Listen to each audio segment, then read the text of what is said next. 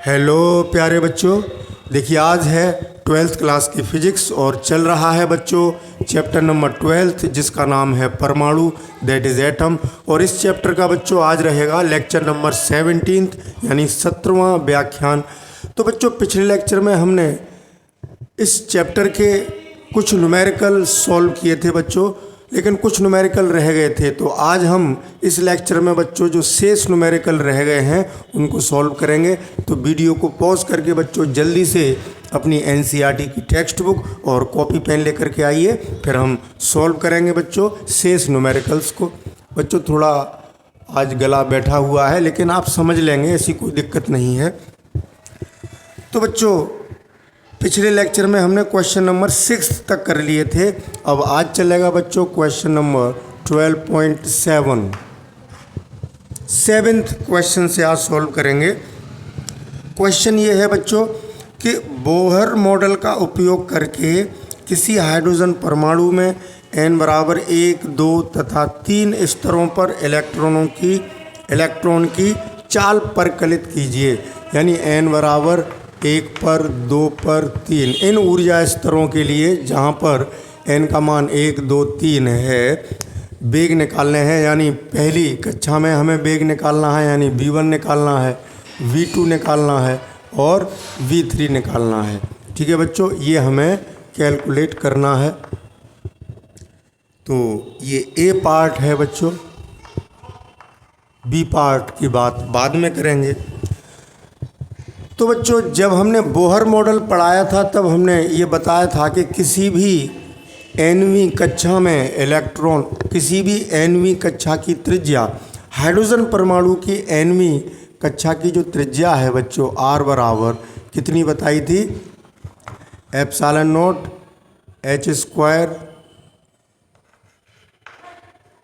Upon m पाई e square into n square, ये निकाली थी बच्चों, आपको ध्यान होगा।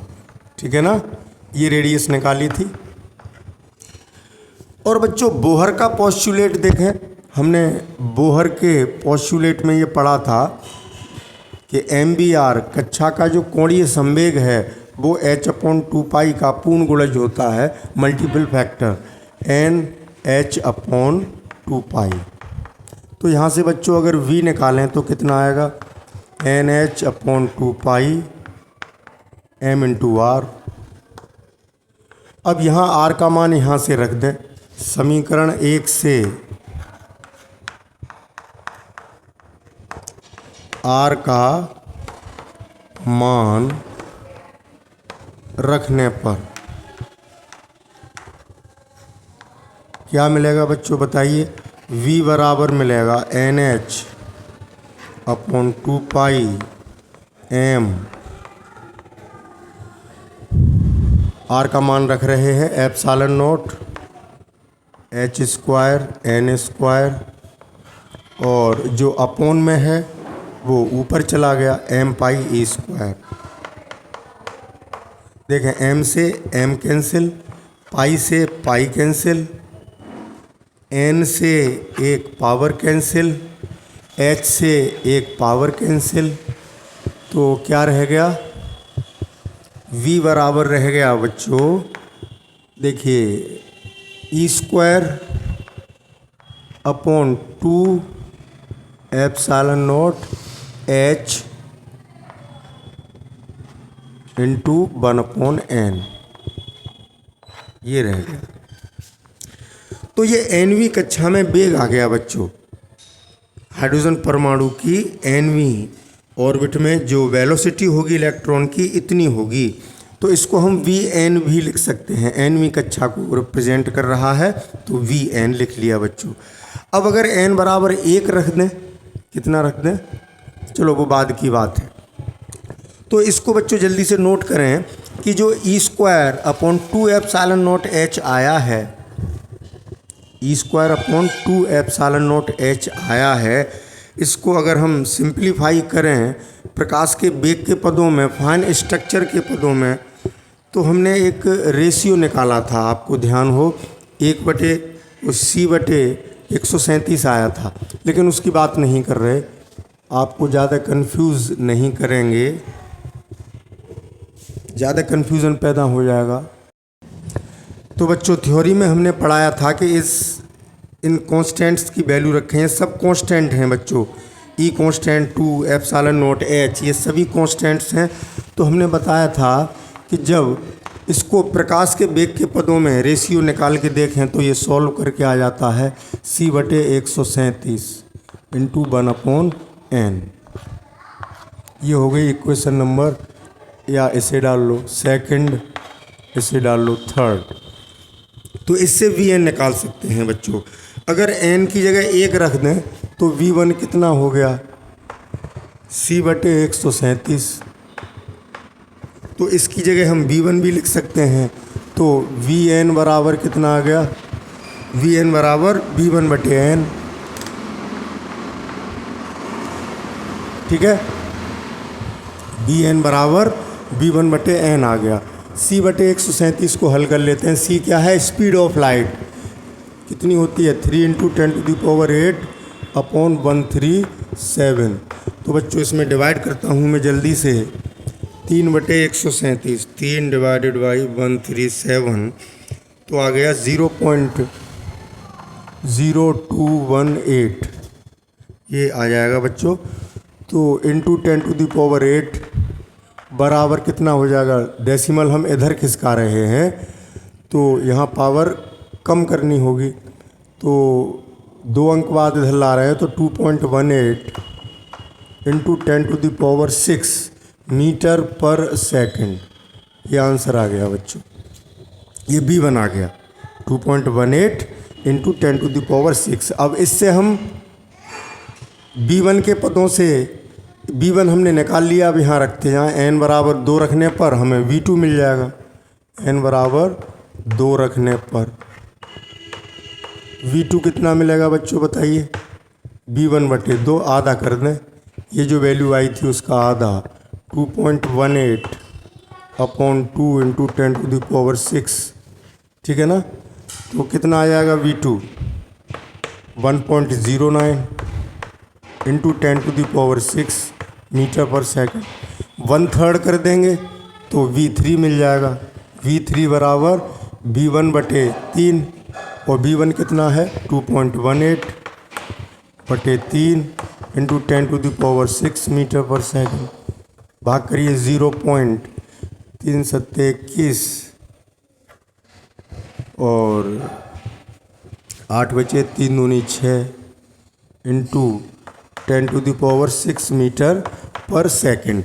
अब बच्चों जल्दी से इनके आंसर मैच कर लेते हैं, ठीक है ना, आंसर मिला लेते हैं कितने कितने आ रहे हैं, आपको कोई दिक्कत ना हो। तो 12 पॉइंट कितना है बच्चों, 7th,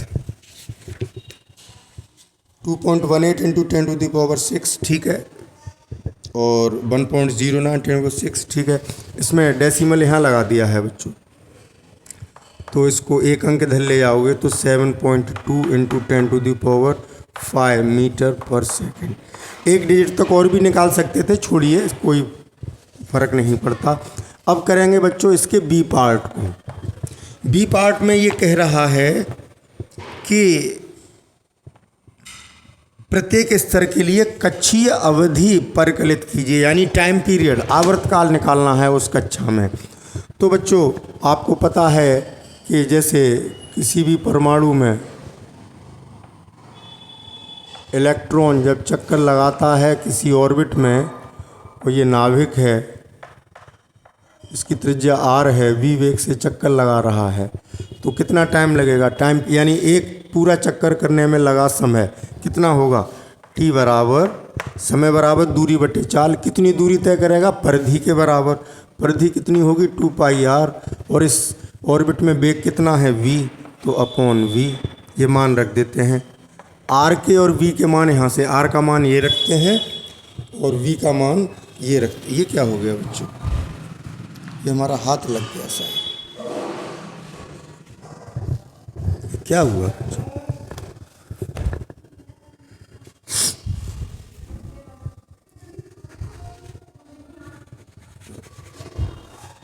क्या हो गया बच्चों,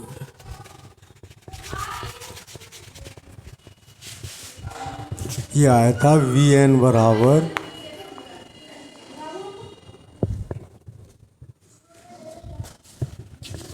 सी बटे 137।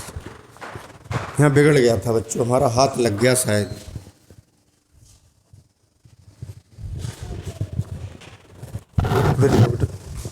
तो वैल्यूज पुट करते हैं बच्चों। तो 2 पाई आर की वैल्यू देखिए ये रखते हैं epsilon naught h square n square upon m pi e square, ठीक है, इनटू वेलोसिटी ये रखते हैं ई स्क्वायर अपॉन ये वाली ई स्क्वायर और अपॉन ऊपर चला जाएगा into 2 epsilon naught h into n, ये हो गया। अब सिंप्लीफाई करते हैं बच्चों। तो देखें पाई से पाई कैंसिल, ऊपर एम है नहीं, यही आ गया। टाइम पीरियड टी बराबर कितना आया बच्चों, देखें 2 एप्सिलॉन नॉट इस 2 इंटू 2 4 हो गया, epsilon naught into epsilon naught square हो गया इंटू एच स्क्वायर और एच क्यू हो गया, n square into n Q हो गया, ठीक है, यही हो गए अपॉन एम ई की पावर 4। ये आया बच्चों ये वैल्यूज़, ये टाइम पीरियड आया। तो ये एनवी ऑर्बिट में हो गया time period, actually T n हो गया। अब T1 T2 T3 निकालने हैं। क्या क्या पूछा है, T1 निकालना है दूसरी ऑर्बिट में, टाइम पीरियड तीसरी में, ये निकालने हैं बच्चों, ये हमें कैलकुलेट करना है। तो अगर n बराबर 1 रख देंगे, चलो इसको इक्वेशन नंबर डाल देता हूँ मैं, 3rd तक आ गए थे 4th। अब वैल्यूज पुट करते हैं बच्चों और सिंप्लीफाई करते हैं। Tn पहले T1 निकाल लें, n बराबर 1 रख दें तो T1 कितना हो गया 4 epsilon naught square h Q upon m e की पावर 4। तो बच्चों अगर ये Tn यहाँ रख दें तो यानी ये जो टर्म आया ये T1 हो गया, तो Tn एक तरीके से कितना हो जाएगा T1 इंटू एन क्यू, ये हो गई इक्वेशन नंबर 5। बाकी के इससे निकल आएंगे T1 इंटू एन क्यू। अब T1 निकाल लेते हैं, यहाँ वैल्यू पुट करते हैं 4, ठीक है, एप्सिलॉन नॉट की वैल्यू, एक सेकंड बच्चों, एप्सिलॉन नॉट इनकी सबकी वैल्यूज पुट करेंगे। तो आगे करते हैं बच्चों, वैल्यूज पुट करते हैं। एप्सिलॉन नॉट की वैल्यू 8.85 इंटू 10⁻⁻12 इसका स्क्वायर इंटू एच की वैल्यू 6.6 इंटू 10⁻⁻34 इसका क्यूब अपॉन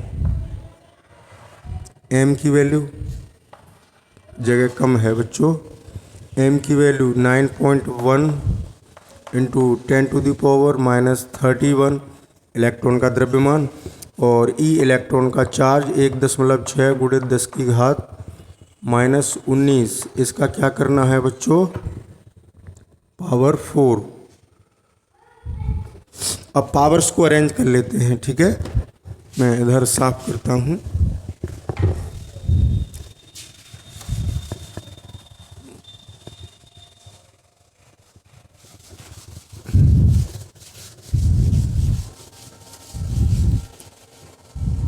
इसकी तो कोई आवश्यकता है नहीं, अब ये तो सॉल्व हो ही गया।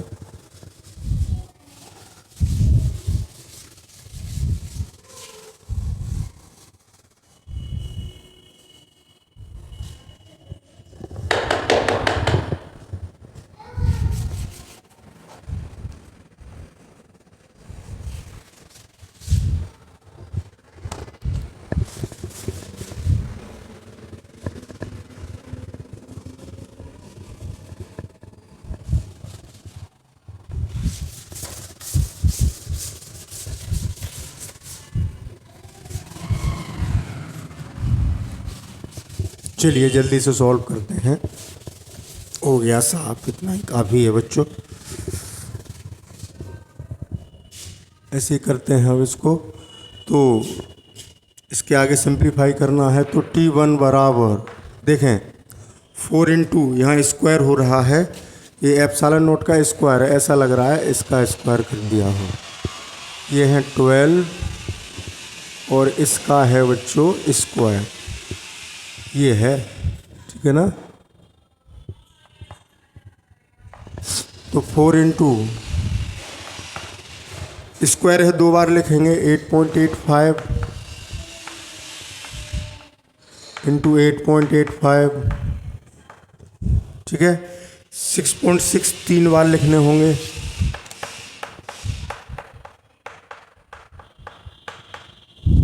ऊपर का काम खत्म, नीचे 9.1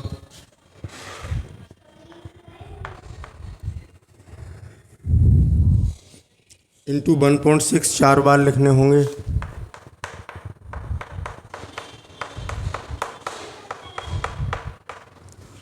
अब पावर अरेंज करते हैं 10। देखिए माइनस के 12, इसका स्क्वायर हो रहा है तो माइनस के 24, और ये 3 की पावर है तो माइनस के 3 चौक 12, 3 त्रिका 9, 102 माइनस के 31 ऊपर आके प्लस के 31 हो जाएंगे। ये माइनस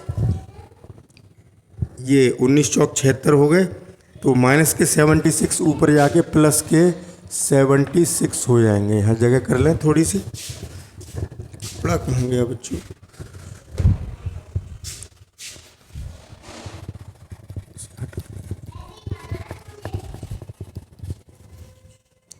-31 प्लस 31, अरे यार क्या हो गया बच्चों, ये साफ नहीं हो रहा आज। ओहो, माइनस के 102 यहाँ तक हो गए, प्लस के 31 और प्लस 76, ये आ गई पावर।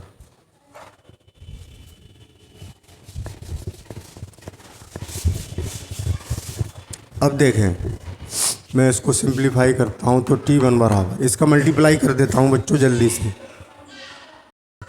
हाँ तो बच्चों सॉल्व करके इनको सॉल्व करेंगे, इतना आ जाएगा 1510.278। इन पावर्स को सॉल्व करेंगे, प्लस प्लस की ऐड करेंगे, माइनस माइनस की ऐड करेंगे, फिर डिफरेंस लेंगे तो इतना आ जाएगा। इतने सेकंड आया टाइम। तो डेसिमल 3 अंक इधर लाते हैं बच्चों, तो T1 बराबर 1.51, इतना ही छोड़ देते हैं, यहाँ तक ले आए, 1 2 3 डिजिट इधर लाए हैं, ठीक है। तो 3 यहाँ ऐड करने होंगे, इंटू 10⁻, 3 ऐड करोगे तो -16 सेकंड आ गया। ये टाइम पीरियड आ गया बच्चों।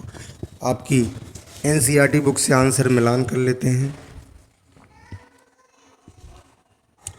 इसमें आ रहा है बच्चों 1.52, कोई बात नहीं, हमारा 1.51 आ रहा है। अब हुआ क्या, हमारा 1.51 आया, इनका 2 आ रहा है। हम 6.6 की जगह 6.63 भी रख सकते थे। H की वैल्यू बच्चों हम अगर इतनी रख लेते, 626 होती है, 6.626 ऐसे 10⁻−34, तो आंसर हमारा थोड़ा सा बढ़ जाता। कोई फ़र्क नहीं है, एक डिजिट से टेंशन मत लीजिए। तो T1 आ गया, तो अब T2 T3 इससे निकल आएंगे। इससे T2 निकालना है समीकरण 5 से।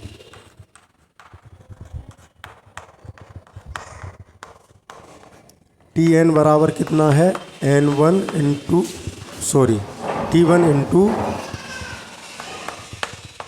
NQ, तो T2 कितना हो गया।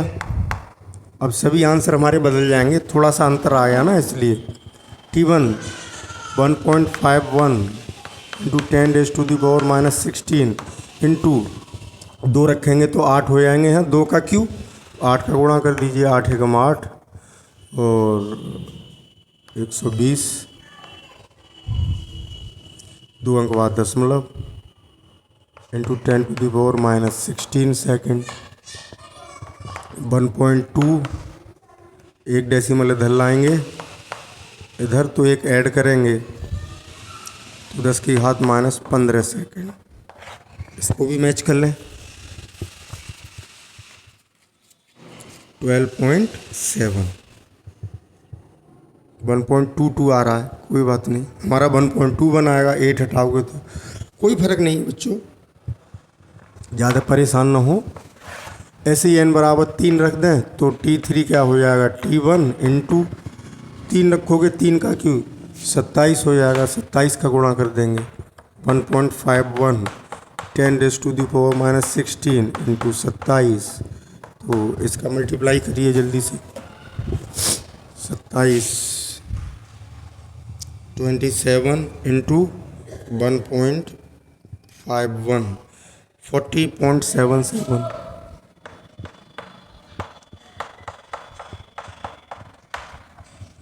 एक दशमलव इधर लाएंगे 4.077 -15 हो गया।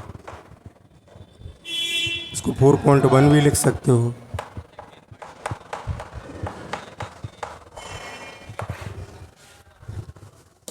इसको भी मैच कर लें। 12.7 4.1, ठीक है, कोई दिक्कत नहीं। अब देखना है बच्चों क्वेश्चन नंबर 8, ठीक है, जल्दी से इसका स्क्रीनशॉट ले लें।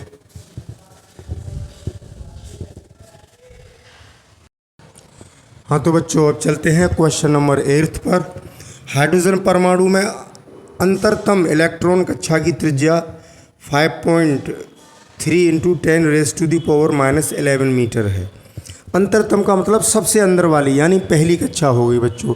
तो ये पहली कक्षा की त्रिज्या हो गई R1 बराबर 5.3 इंटू 10⁻⁻11 मीटर। तो n बराबर 2 और 3 की त्रिज्याएँ क्या होंगी, यानी R2 और R3 ये निकालना है। अभी बच्चों क्वेश्चन नंबर 7 में यही बताया था मैंने थोड़ी देर पहले कि nवीं कक्षा की जो त्रिज्या होती है पहली कक्षा की त्रिज्या की n² टाइम्स होती है। तो n बराबर 2 रख दें तो R2 बराबर कितना आ गया, R1 की वैल्यू इतनी,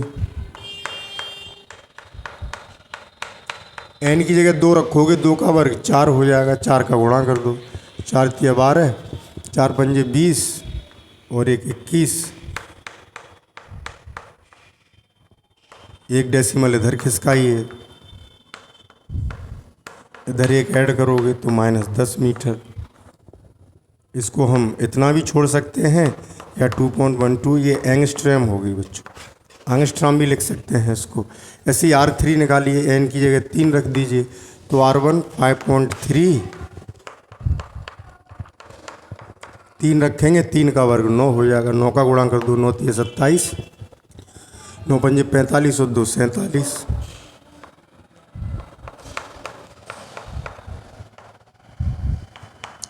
.77 इतना ही छोड़ दीजिए या इतना एंगस्ट्रॉम लिख दीजिए, ये आंसर मैच कर लेते हैं।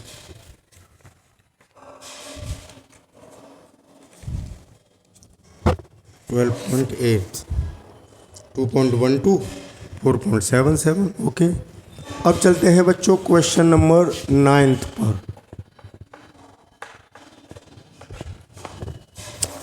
इसमें कहा जा रहा है कि कमरे के ताप पर गैसीय हाइड्रोजन पर किसी 12.5 इलेक्ट्रॉन वोल्ट की इलेक्ट्रॉन पुंज की बमबारी की गई। यानी हाइड्रोजन गैस पर जो इलेक्ट्रॉन पुंज टकराए गए उनकी एनर्जी जो थी वो थी 12.5 इलेक्ट्रॉन वोल्ट। किन तरंगदैर्ध्यों की श्रेणी उत्सर्जित होगी। बहुत अच्छा क्वेश्चन है बच्चों। आपको पता है बच्चों हाइड्रोजन परमाणु में जो सामान्यतः परमाणु अपनी ग्राउंड स्टेट में होता है, मूल ऊर्जा अवस्था में होता है, ये मूल n बराबर 1, जहाँ पर एनर्जी कितनी होती है बच्चों -13.6 इलेक्ट्रॉन वोल्ट इतनी होती है। n बराबर 2 में दूसरी में कितनी होती है, इसका चौथाई हो जाएगी तो -3.4 इलेक्ट्रॉन वोल्ट। n बराबर 3 में 9 का भाग कर देंगे इसमें, तो माइनस 9 एकम 9 बचे कितने 4 46 हो गए, 9 पंजे 45, 1.51 इलेक्ट्रॉन वोल्ट। ऐसी तो होती हैं बच्चों, आपको पता है।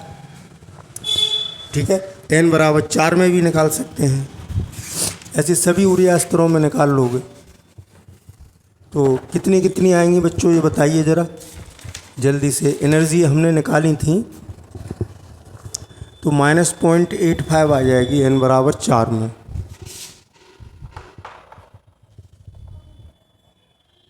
-0.85, 16 का भाग करेंगे, हाँ 16 × 128, ऐसे इतना आ जाएगा इलेक्ट्रॉन वोल्ट, इतनी आ जाएगी। तो बच्चों अब हम यहाँ ये देखेंगे कि परमाणु अपनी ग्राउंड स्टेट में था, यानी जो हाइड्रोजन परमाणु में जो इलेक्ट्रॉन था वो अपने मूल ऊर्जा अवस्था में यहाँ था। इतनी एनर्जी मिलने से वो कहाँ तक जा सकता है, पहले ऊपर जाएगा एनर्जी लेकर के, इस एनर्जी का अवशोषण करेगा और उच्च ऊर्जा अवस्था में उत्तेजित ऊर्जा स्तरों में चला जाएगा, उत्तेजित अवस्था में चला जाएगा। तो इतनी एनर्जी से कहाँ जा सकता है, तो डिफरेंस देखिए E2 और E1 में कितने का अंतर है ये देखते हैं। E2 माइनस E1 निकालते हैं बच्चों, E2 माइनस E1, यानी इसे इसमें से इसे घटाइए, -3.4 प्लस 13.6, कितना आया, 6 में से 4 गया 2, 6 में से 4 गया 2, 13 में से 3 गया 10, 10.2 इलेक्ट्रॉन वोल्ट आ गया। यानी इनमें अंतर 10 यानी अगर 10.2 एनर्जी मिल जाए तो ये यहाँ से यहाँ आ सकता है, और एनर्जी इससे ज़्यादा मिली है यानी यहाँ आ सकता है। यहाँ आ सकता है कि नहीं ये देखते हैं। तो E3 और E1 का अंतर निकालते हैं, कितना हो जाएगा 13.6 माइनस 1.51, ऐसी तो करोगे, ठीक है ना, बात समझ रहे हैं। तो 10 में से 1 गया 9 बचा, और 5 में से 10 में से 1 गया 9 बचा, और यहाँ 0 बचा, और 13 में 12.09 इलेक्ट्रॉन वोल्ट। यानी ये एनर्जी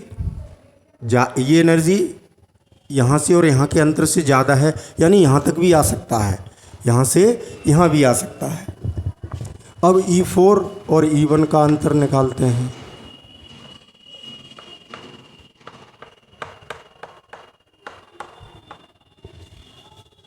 (0.85)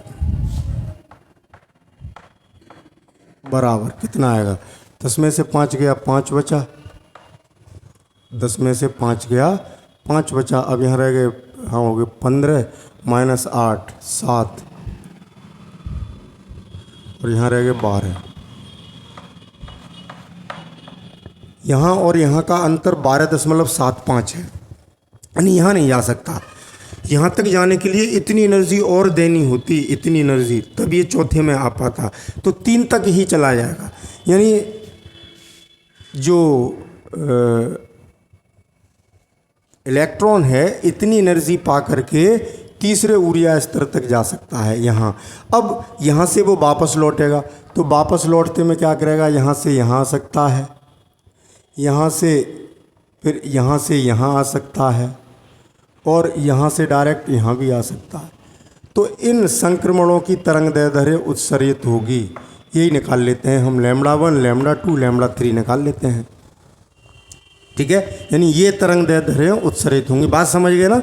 हमने अंतर देखा बच्चों, जो बमबारी की गई इलेक्ट्रॉनों की वो इतनी ऊर्जा के थे, तो इतनी ऊर्जा अवशोषित करके वो इलेक्ट्रॉन तीसरे ऊर्जा स्तर तक जा सकता है। इलेक्ट्रॉन n बराबर 3 ऊर्जा स्तर तक, क्योंकि चौथे में तो ज़्यादा एनर्जी चाहिए थी, चौथे के लिए ऊर्जा स्तर तक पहुंच सकता है।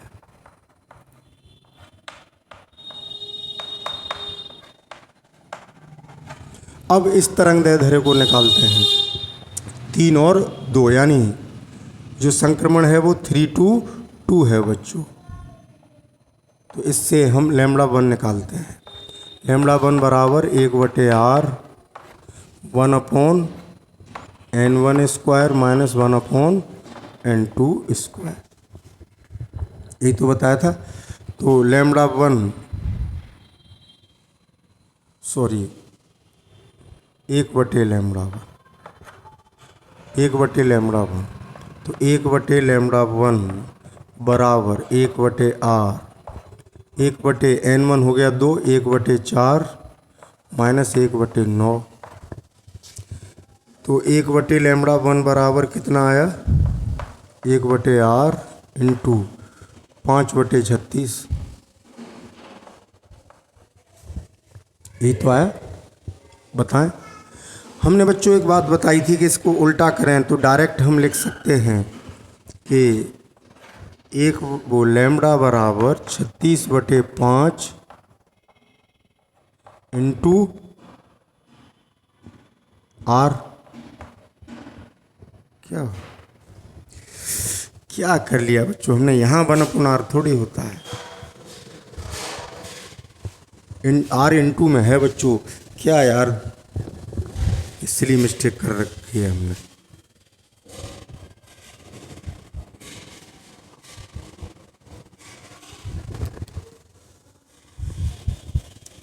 उल्टा लिख गए।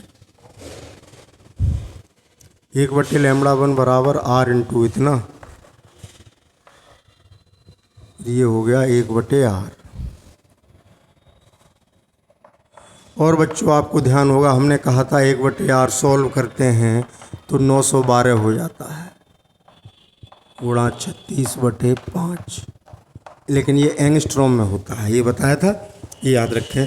911.5 होता है वैसे, ये डायरेक्ट हमने बताया था, तो गुणा कर लेते हैं।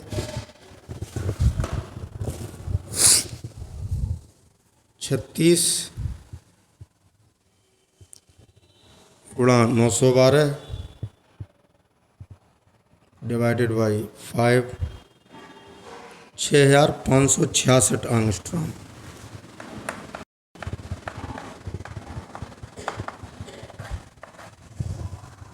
देखिए बच्चों,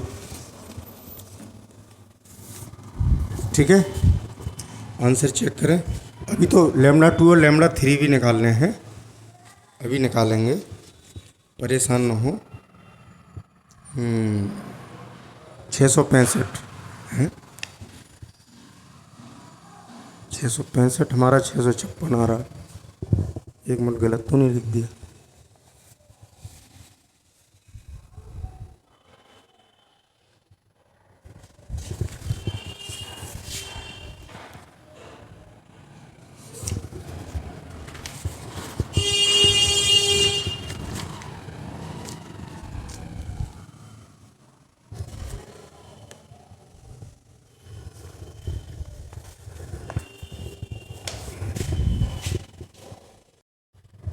हाँ तो बच्चों ये तरंगदैर्ध्य आई निकल के, कोई बात नहीं, थोड़े बहुत वेरिएशन से आप परेशान न हुआ करें, सही है, ऐसी टेंशन न लें। तो बच्चों ये दृश्य क्षेत्र में आ रही है तरंगदैर्ध्य, और दृश्य क्षेत्र में कौन सी श्रेणी आती है, बामर सीरीज। तो ये बामर श्रेणी की सदस्य हो गई है ये रेखा, बामर सीरीज। एक तो बामर श्रेणी और इतनी तरंगदैर्ध्य, ये दोनों किस श्रेणी में आएंगी इनको देखते हैं, ठीक है। जल्दी से स्क्रीनशॉट लें। हाँ तो बच्चों अब λ2 निकालते हैं, यानी संक्रमण 2 से 1 में हो रहा है, 2 to 1, ठीक है। ये n1 हो गया, ये n2 हो गया, तो 1/λ2 कर लें, ये λ1 आ गया, λ1 तो बराबर r 1/n1² यानी 1 माइनस 1/n2² यानी 4। तो 1/λ2 बराबर r इंटू कितने बचे बच्चों 3/4, तो λ2 हो गया 4/3 गुणा r का उल्टा करोगे तो 912 लिख सकते हो एंगस्ट्रम। ठीक है, बात समझ गए। 1/r होगा, 1/r की जगह इतना लिख देते हैं। ये हमने बताया था कि ये 1/r हल करके 911.5 या 912, लेकिन एंगस्ट्रॉम में, मीटर में नहीं। ये सब हम पीछे बता चुके हैं बच्चों, पिछले लेक्चर में बता चुके हैं। तो 4/3 वो कर दो, 4 गुणा कितना हो गया 3 × 9, 3 × 12, 304। इसका गुणा करेंगे तो 4 × 12, 116 एंगस्ट्रॉम। अब ये बच्चों पराबैंगनी क्षेत्र में आ रही है, तो ये लाइमन श्रेणी हो गई।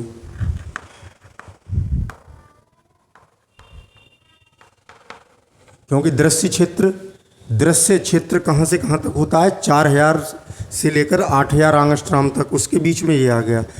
ये 4000 से कम हो गया यानी पराबैंगनी क्षेत्र में, और पराबैंगनी क्षेत्र में लाइमन श्रेणी होती है। ऐसे ही बच्चों अब λ3 निकालते हैं 1/n1²। तो ये संक्रमण कौन सा है 3 to 1, यानी 1/1 का वर्ग यानी 1 माइनस 1/3 का वर्ग यानी 1/9, 8/9 बच गया। तो 1/λ3 बराबर 8/9r। तो λ3 कितना हो गया बच्चों 9/8 इंटू 1/r, और उसकी जगह 912। ठीक है, तो ये कितना आ जाएगा, अभी कर लेते हैं। 9 × 912, 9 × 912 डिवाइडेड बाई 8 बराबर 1026 एंगस्ट्रॉम। ये भी बच्चों पराबैंगनी क्षेत्र में आ रही है तरंग दैर्ध्य, तो ये भी किसकी सदस्य हो गई, लाइमन श्रेणी की। यानी लाइमन और बामर श्रेणी की रेखाएं उत्सर्जित होंगी अगर इतने ऊर्जा के इलेक्ट्रॉन की बमबारी की जाएगी बच्चों। ठीक है, बात समझ गए। तो जल्दी से स्क्रीनशॉट लें, फिर लास्ट क्वेश्चन पर चलते हैं बच्चों इस चैप्टर के, और आपका ये चैप्टर समाप्त हो जाएगा बच्चों। आप भी बड़े खुश होंगे कि आज ये चैप्टर फिनिश हुआ। तो जल्दी से स्क्रीनशॉट लें, फिर आगे चलते हैं। अब चलते हैं बच्चों क्वेश्चन नंबर 10 पर। बोहर मॉडल के अनुसार सूर्य के चारों ओर 1.5 × 10⁻11 मीटर त्रिज्या की कक्षा में, तो ये कक्षा की त्रिज्या हो गई r बराबर 1.5 × 10⁻11 मीटर, 3 × 10⁴ मीटर पर सेकंड के कक्षीय वेग से परिक्रमा करती पृथ्वी, यानी सूर्य के चारों ओर पृथ्वी चक्कर लगा रही है, जैसे नाभिक के चारों ओर इलेक्ट्रॉन चक्कर लगाता है। और यहाँ पृथ्वी की वेलोसिटी कक्षीय वेग कितना दिया है 3 × 10⁴ मीटर प्रति सेकंड। तो कक्षीय वेग से परिक्रमा करती पृथ्वी की अभिलाक्षणिक क्वांटम संख्या ज्ञात कीजिए। क्वांटम संख्या यानी n पूछा है, क्वांटम नंबर। और पृथ्वी का द्रव्यमान दे रखा है बच्चों m बराबर 6 × 10⁻24 किलोग्राम। तो बच्चों कक्षाओं के क्वांटीकरण का जो पोस्टुलेट था बोहर का, वो क्या था कि उस कक्षा का कोणीय संवेग h/2π का पूर्ण गुणज होता है nh/2π। तो n बराबर कितना आ गया बच्चों यहाँ से mvr × 2π/h। अब क्या वैल्यू पुट करनी है।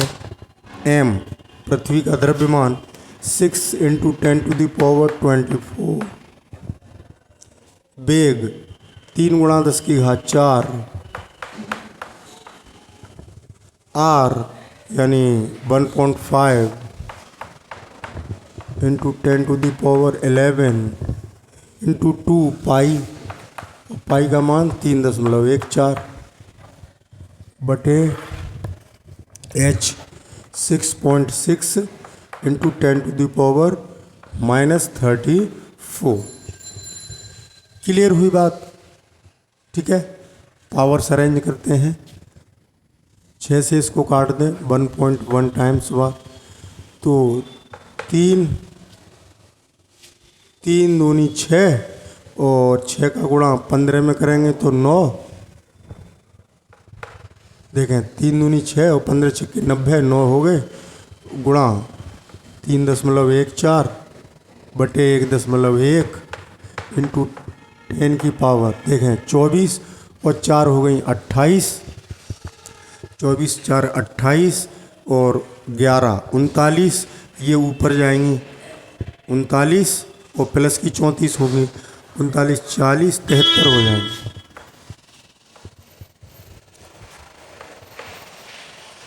ठीक है, इसको मल्टीप्लाई कर लेते हैं जल्दी से। 9 इंटू 3.14 डिवाइडेड बाई 1.1 25.69।